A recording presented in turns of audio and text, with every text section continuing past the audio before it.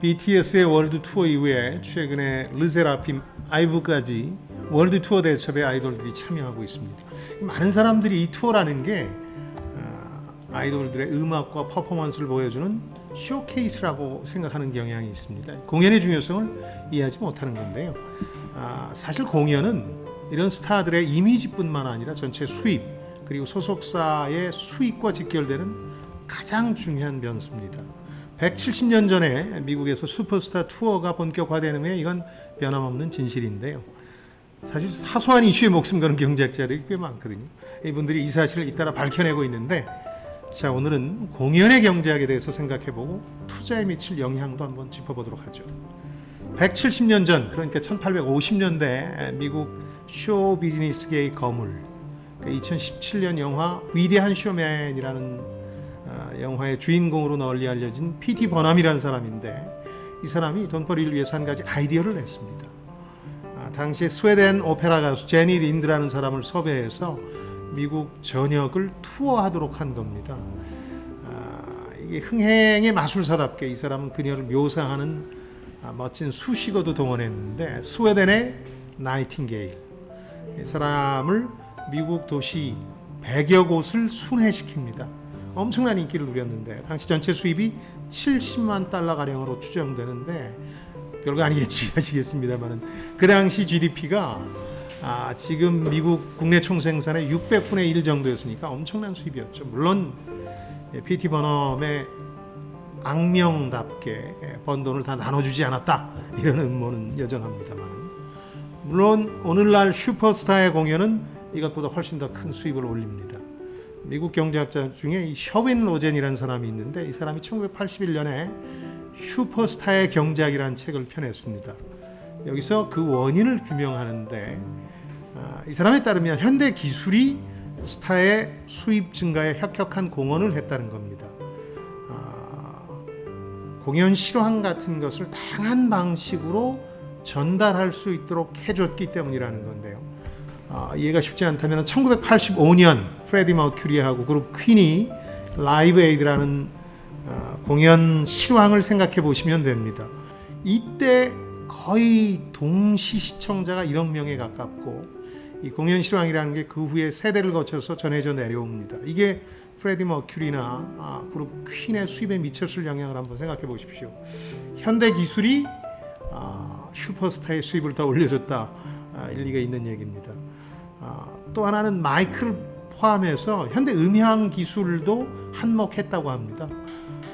사실 비틀즈의 미국 침공에서 가장 중요한 분기점이 됐던 게 1966년 뉴욕 슈어 스테디움에서의 공연을 꼽는데요. 이때는 함성 때문에, 사람들의 함성 때문에 공연이 전혀 들리질 않았다고 합니다. 정작 그 곡을 즐긴 사람은 며칠 되질 않았다 그러죠. 근데 지금 세계적으로 인기를 누리고 있는 테일러 스위프트의 공연 보면 5만 명이 한꺼번에 모여서 함성을 내지르고 발구르기를 해도 가사가 명확히 들릴 정도로 현대 음향 시스템이 발전했습니다.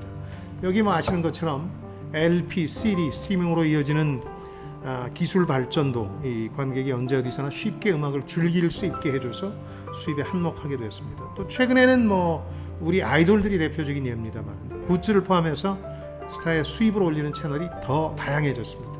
이것 때문에 훨씬 더 많이 벌게 됐다는 건데요. 이러다 보니까 많은 사람들이 공연은 그냥 잠깐 보여주는 홍보의 일환일 뿐, 수입이나 음원, 음반 로열티, 부가상품 판매 이런 것들이 훨씬 더 중요한 역할을 한다고 여깁니다. 다시 한번 하겠습니다. 이 부분은 따라서 많은 사람들은 공연은 잠깐 보여주는 홍보일 뿐이고, 대부분의 수입이 음반이나 음원 로열티, 또 부가상품 판매에서 발생한다고 여기기 쉽습니다. 근데 이 통념을 깬 경제학자가 있습니다. 바로 미국 프린스턴 대학교의 앨런 크리거라는 경제학자인데, 이 사람은 오바마 행정부에서 일했고요. 노벨 경제학상 수상이 상당히 유력한 학자였습니다. 근데 2019년에 비극적 선택을 하게 되는데, 이 사람이 남긴 유작이 그에 나온 와커노믹스, 즉 로기의 경제학이라는 책이었습니다. 이 책 상당히 흥미로운데요. 이 엔터업계 수익 구조를 통해서 현대 경제의 작동 원리를 상징적으로 설명하는데, 버는 사람은 엄청나게 벌고 못 버는 사람은 못 버는 구조가 락 무대에도 여전한 이유를 규명하려고 한 책입니다. 근데 이 책의 흥미로운 점은 슈퍼스타의 수익 구조를 밝혔는데 오래전부터 지금까지 공연과 투어 관련 수입이 전체 수입의 3분의 2라는 겁니다. 상당히 기술이 발전했기 때문에 수익 구조가 다양화되긴 했지만 그래도 지금도 가장 큰 돈을 버는 건 공연과 투어라는 겁니다. 아무리 기술이 발전해도 이 구조가 바뀌지 않았다는 건데요. 지금 세계적인 슈퍼스타의 공연과 투어를 꼽자면 테일러 스위프트의 공연 ERA라고 그러죠. 그리고 비욘세 르네상스 월드 투어가 있는데 스위프트 공연은 우리나라 외신에서도 많이 소개가 되죠. 공연장에서 발굴을 했더니 리터 지진 강도 2도를 넘어섰다든가 전 스텝한테 1억 원 이상 뿌렸다 이런 소식으로 화제가 됐죠. 비욘세는 방문하는 국제적인 도시의 물가를 자극했다. 레스토랑이나 호텔 비용을 높여서. 그래서 이런 효과들을 들어서 2008년 노벨 경제학상 수상자인 유명한 폴 크루먼 같은 사람은 테일러 스위프트가 사람들 상식과는 달리 언더패드, 덜 벌고 있다 이렇게 지적하기까지 했습니다. 자, 결론적으로 사업과 투자에 대한 영감을 좀 드리자면 이런 겁니다. 슈퍼스타의 공연이 엔터업계에서 여전히 가장 중요하다는 겁니다.